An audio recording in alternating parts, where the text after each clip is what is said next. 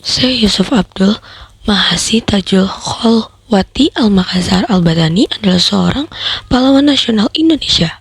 Ia juga digelari Tuan Nasalama Kaharigowa oleh penduduknya di kalangan rakyat Sulawesi Selatan. Ia lahir pada tanggal 3 Juli 1626 di Makassar. Wafatnya tanggal 23 Mei 1699, Makassar, Cape Town, Afrika Selatan.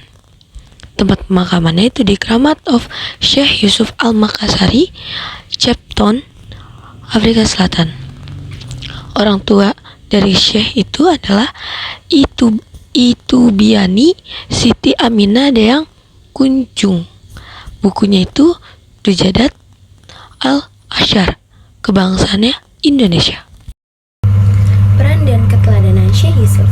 Syekh Yusuf yang dikenal perannya sebagai seorang ulama, pimpinan agama, dan pejuang yang berperan aktif dalam perlawanan melawan kolonialisme Belanda pada abad ke-17 hingga beliau dijadikan sebagai pahlawan nasional Indonesia.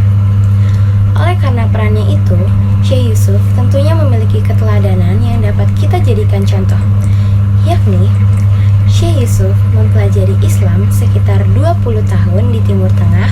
Pencapaiannya itu sangat luar biasa, apalagi jika kita kaji dari sisi waktu. Syekh Yusuf melakukan itu sekitar abad ke-17. Selain itu, kita juga dapat meneladani jejak langkah Syekh Yusuf dalam ikhtiarnya saat menuntut ilmu. Saat Kesultanan Goa kalah dari Perang Belanda, Syekh Yusuf pindah ke Banten. Pada periode ini, Kesultanan Banten menjadi pusat pendidikan agama Islam, dan Syekh Yusuf memiliki murid dari berbagai daerah termasuk 400 orang asal Makassar yang dipimpin oleh Ali Karaeng Bisai. Pada September 1684 Masehi, Syekh Yusuf ditangkap dan diasingkan ke Sri Lanka. Di negeri itu, Syekh Yusuf tetap berdakwah sehingga memiliki murid ratusan yang berasal dari India Selatan. Salah satu ulama besar India yang merupakan santrinya adalah Syekh Ibrahim bin Mi'an.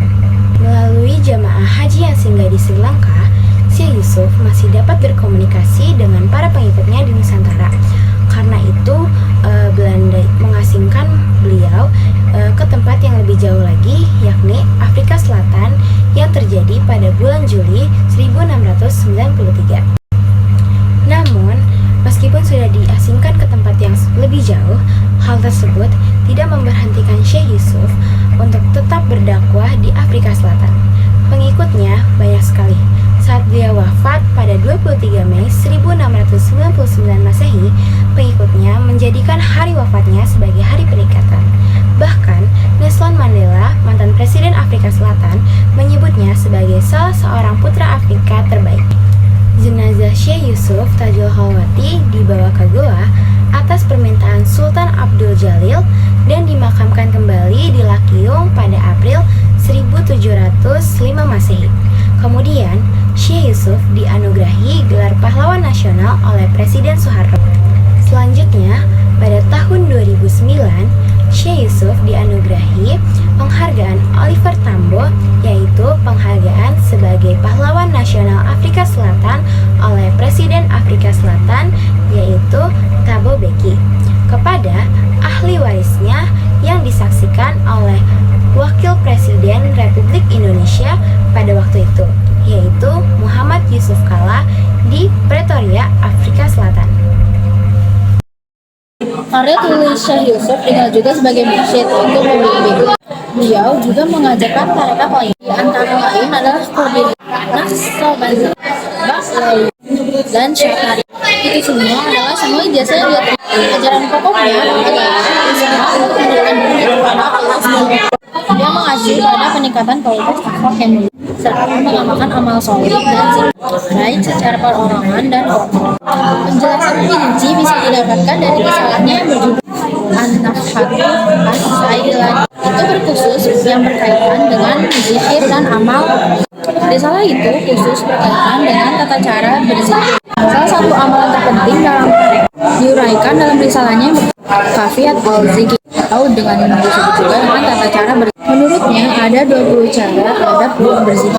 5 diantaranya adalah tunjukkan hal yang hendak dilakukan sebelum berzikir. 5 macam itu sebagai yang pertama ada bertaubat dari segala dosa, yang kedua adalah berwudu jika dalam keadaan berhadas besar, yang keempat adalah mandi junub, yang keempat adalah berdiri dan tidak karyanya yang populer saat ini adalah Safinat An-Najah, yang ini masih diajarkan dalam beberapa pesantren di Indonesia.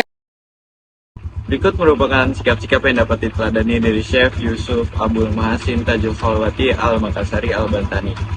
Beliau memiliki banyak sikap yang dapat diteladani. Beberapanya adalah beliau merupakan orang yang ulet dan rajin. Dapat dibuktikan dengan banyak gelar yang ia raih dan banyak prestasinya yang lain. Beliau juga memiliki sikap pantang menyerah, terlebih lagi dalam memperjuangkan negaranya. Sampai-sampai beliau mendapatkan gelar pahlawan tidak hanya di Indonesia, melainkan di negara yang berbeda benua dengan Indonesia. Beliau juga pantang menyerah dalam perjuangan berdakwahnya. Ia berdakwah hingga luar negeri dan benua lain. Beliau juga bukan orang yang pelit ilmu, di mana beliau memiliki murid yang banyak dan tersebar di luas dunia ini. Beliau juga memiliki kekuatan yang hebat dalam menahan hawa dan nafsu dalam hidupnya. Beliau mengajarkan murid-muridnya mengenai kesucian batin dari segala perbuatan maksiat dan segala bentuknya yang lain. Beliau juga bukan orang yang sombong, melainkan rendah hati di mana beliau mengajarkan muridnya untuk mengosongkan diri dari sikap dan perilaku yang menunjukkan kemewahan duniawi. Beliau juga orang yang disiplin dalam hidupnya. Beliau merupakan orang yang berjasa dalam pergerakan nasional.